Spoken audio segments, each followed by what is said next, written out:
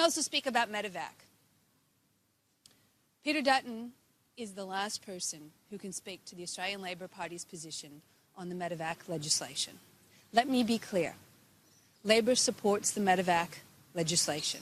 We did so in the Parliament for two reasons.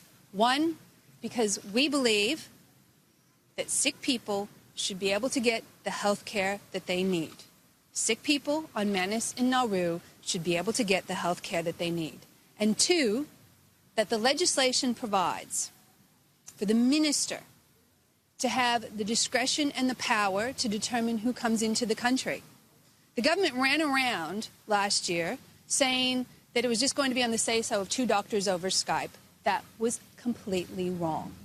Today, Peter Dutton misrepresented what this legislation does. He failed to acknowledge that the Parliament explicitly gave the minister the power to determine who can come into the country. Now, Labor supports those two principles in the legislation. If the government wants to repeal the medevac legislation, if the government believes that the medevac legislation is no longer necessary to ensure that sick people can get the health care they need, then the government needs to explain why to the Parliament. And if the government wants to improve the medevac legislation to ensure that people can more readily get the health care that they need, then the government needs to explain that to the Parliament. The government has said nothing about either of those two aspects of the legislation. Let me also observe that since the passage of the medevac legislation, we have seen dozens of people transferred to Australia from Manus and Nauru. These are dozens of seriously ill people in order to get the health care that they need. Some of those people have come through the medevac legislation. It is my understanding that even more have come outside the medevac legislation. It would appear that the Morrison government has come to a belated realization that although the community broadly and the Australian Labor Party supports Operation Sovereign Borders, Australians are very uncomfortable with sick people on Manus and Nauru being denied health care. The government is the one that is bringing people here, both within medevac and outside of it. I am very appreciative of the fact that sick people are able to get the health care that they need. It is now up to the government to explain why, if at all, they think the medevac legislation needs to be changed. I'm happy to take any questions. Is Labor open to amending the medevac bill? What sort of amendments is Labor open to? Labor supports the medevac bill because it ensures that sick people can get the health care they need and because it allows the minister the power to determine who comes into the country. Now, if the government have changes they want to put forward to that, they need to explain why. As I said, since the passage of medevac legislation, we have seen dozens of people transferred to Australia to get the health care they need, some inside medevac, some outside of that process.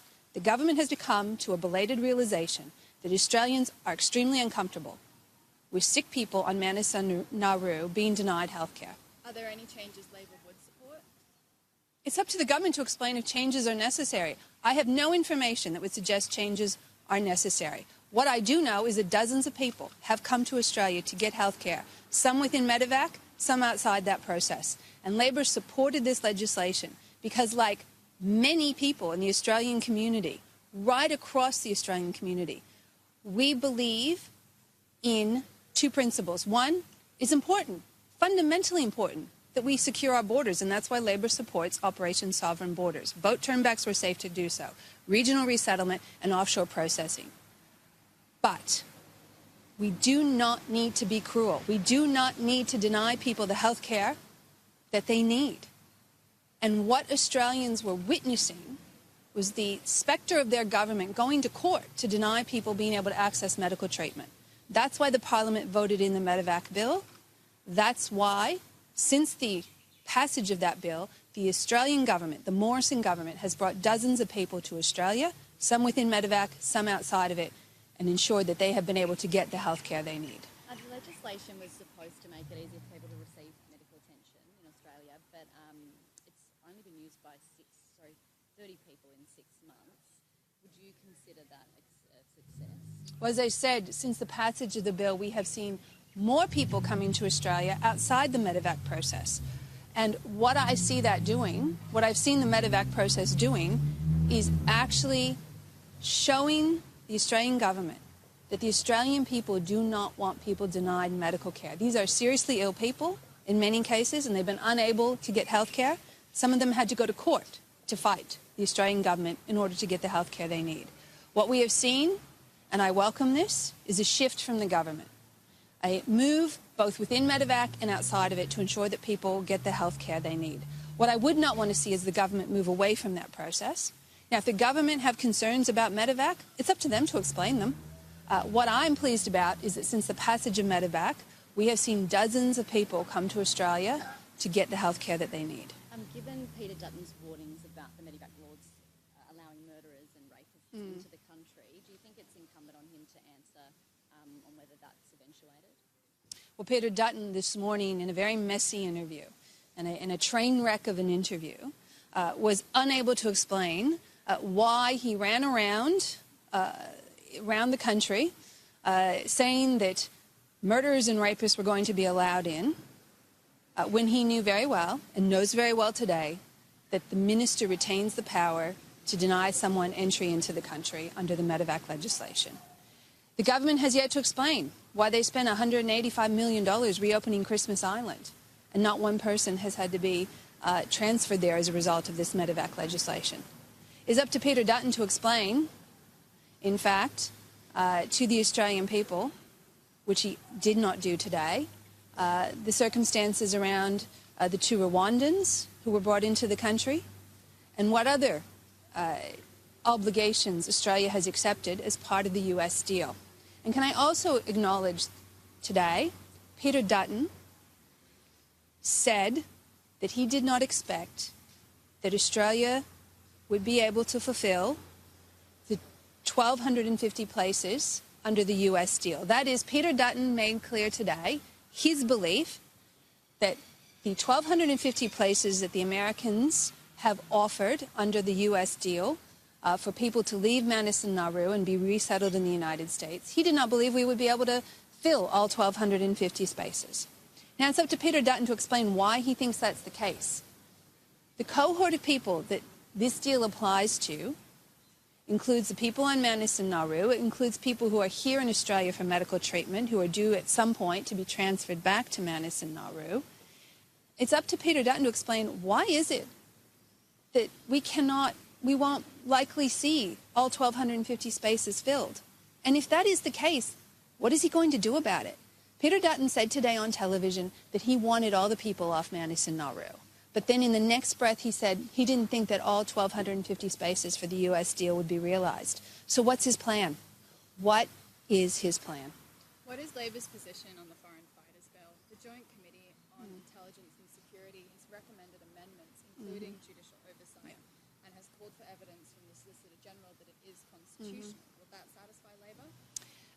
The government put forward the Foreign Fighters Bill, or the Terrorist Exclusion Orders legislation last term of Parliament, in the last Parliament, but they had not taken into account the bipartisan recommendations from the Parliamentary Joint Committee on Intelligence and Security. Now, the government never put that bill forward for debate or consideration.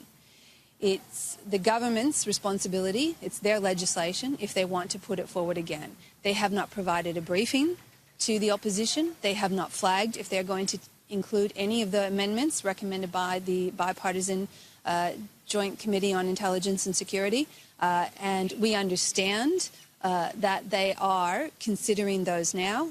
We wait to hear from them. So what is Labor's position on it? The bipartisan committee, the Joint Parliamentary Committee for Intelligence and Security, made a series of recommendations. We have called on the government to take those recommendations into consideration and to incorporate them into the legislation. I understand the government is doing that, and we will wait to hear from them. And just on the refugee deal, so are you saying that it's disappointing that the US won't take all of the refugees under the settlement deal? I don't have any information that would suggest why the US couldn't, the full quota of 1,250 can't be met under the US deal. It's up to Peter Dutton to explain why he made this confusing statement this morning that all 1,250 spots probably wouldn't be filled. Well, how many does he think can be filled? Why does he think that they can't be filled? It is disappointing if that is a conclusion the government has now come to. It's up to the government to explain why that is the case. I will note that Peter Dutton said this morning that there were 295 offers to people on Manus and Nauru to resettle in the U.S. He said he wanted to see those taken up soon. This is one area where Peter Dutton and I can agree. I would also encourage people who have offers from the United States on Manus and Nauru, those 295 offers that are sitting there, I would encourage people to take them up. And I would encourage the government, despite Peter Dutton's statements today, to continue to work with the United States to see as many as possible, if not the full complement of that 1,250 filled. Any other questions? Yeah, just a couple more, if that's all right. Peter Dutton, in his rather messy interview this morning on Insiders, failed to outline what the United States and Australia have agreed to as part of that U.S. deal. He danced around whether or not the Rwandans, the two Rwandans, were part of that deal. He refused to say what other commitments Australia may have made in order to secure that deal. Let me say, though, and I have said this before on the record, that I do congratulate the Turnbull government for striking that deal. I note today that Peter Dutton congratulated both former Prime Minister Turnbull and former President Obama for striking that deal. But what is the issue now today is that Peter Dutton said this morning that he didn't think we would be able to fill all 1,250 spaces, and it's up to him to explain why. Do you expect the national leadership of the CFMMEU to intervene in full time on John Setka's role as Victorian Secretary? Let's be clear here. We have Anthony Albanese, who's taken clear and decisive action to remove John Setka from the Australian Labor Party. That will go to the National Executive, and I expect that he will be expelled from the Australian Labor Party. What we also have is the head of the ACTU, Sally McManus, and several unions calling on Mr. Setka to stand down. I would encourage Mr. Setka to think very carefully about what's in the best interest of his members and what's in the best interest of the union movement, and come to the sensible and right decision, which is to stand down. On expanded spy powers, Peter Dutton believes there should be a sensible discussion about domestic threats facing Australia. Does Labor support that conversation to ensure the laws are strong enough as they stand? When it comes to keeping Australians safe, Labor is always willing to consider emerging threats and what we need to do to address them. However, what we saw today in the media is a revival of a proposal to involve the Australian Signals Directorate in domestic work, in the domestic sphere. Peter Dutton today on Insiders in his messy interview failed to put any parameters about that, failed to speak to any safeguards, failed to open up what it is that the Australian Signals Directorate may or may not be doing. If Peter Dutton is reviving this proposal within government, it's incumbent upon him to explain to the Australian people and to the Parliament what he is exactly looking to do, what safeguards will be in place, what oversight, and what Australians could be subject to in terms of domestic surveillance. To date, that hasn't happened. If Peter Dutton can't answer those questions, perhaps the Minister for Defence, Maurice Payne, can. Labor is demanding to know what high-income earners will receive under the final stage of the government's income tax cuts plan. Why won't Labor drop its class warfare attacks on the bill, which was part of the reason we lost the election? Let's remember here that it was Scott Morrison who said that the first tranche of the tax cuts would be passed by the end of June. That was a lie. He knew it was a lie when he said it. He knew the Senate would not be able to be back in session. And now that first tranche for working and middle income Australians will not be passed by the time the Prime Minister said it would. Now, we have a flagging economy. We have low productivity. We have low wage growth. We have underutilization in the workforce. We have seen interest rates lower than they were under the global financial crisis. The economy needs stimulus now. not in 5 years' time. The government can provide that stimulus. The Parliament stands ready to pass that stimulus. And the best way we can do that is to provide this first tranche of the tax cuts straight away. Josh Frydenberg and Scott Morrison are sitting on their hands and not providing the economic leadership that the country sorely needs. The Reserve Bank is doing its bit, but it can only do so much. Ultimately, we need stimulus in the economy. To provide the tax cuts to low and middle income workers would provide that stimulus, and the Parliament's ready to pass it at any time. So will Labor continue to try and block the final stage? Government can pass that first stage straight away, and that's what we're calling on them to do. About the final stage. The final stage is in 2 elections' time. The economy needs stimulus now, and we're calling on the government to provide that stimulus and to pass the first tranche of the tax cuts straight away. They can do that. They can walk into the Parliament and do it straight away, and that's what they should do. It's the right thing for the economy. Thank you.